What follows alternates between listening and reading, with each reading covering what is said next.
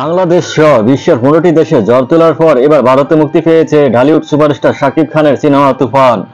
এর আগে বৃহস্পতিবার সন্ধ্যায় কলকাতায় সিনেমা প্রচারণায় দেখা গেছে তুফানি নায়ক শাকিব খানকে। সেখানে তুফানের প্রিমিয়ার শো এর আগে সংবাদ সম্মেলনে কথা বলেন ঢালিউড কিং।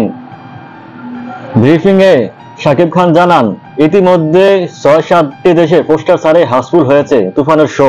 ইংল্যান্ডে বিভিন্ন আন্তর্জাতিক মানের ছবি তালিকায় সেরা 4-এ চলে এসেছে বাংলা সিনেমা। নায়কের কথা এটাই প্রমাণ করে যে বাংলা সিনেমায় কতটা এগিয়ে যাচ্ছে।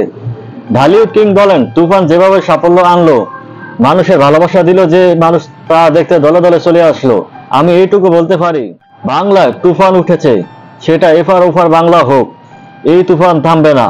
এই খুব অল্প সময়ের মধ্যে বাংলা সিনেমা ইন্ডাস্ট্রিতে জানিয়ে দেবে যে হলিউড, বলিউড, তামিলের সাথে পৃথিবীর বিখ্যাত সিনেমা ইন্ডাস্ট্রির সাথে আমরাও টপ চার্টে আছি, পিছিয়ে নেই।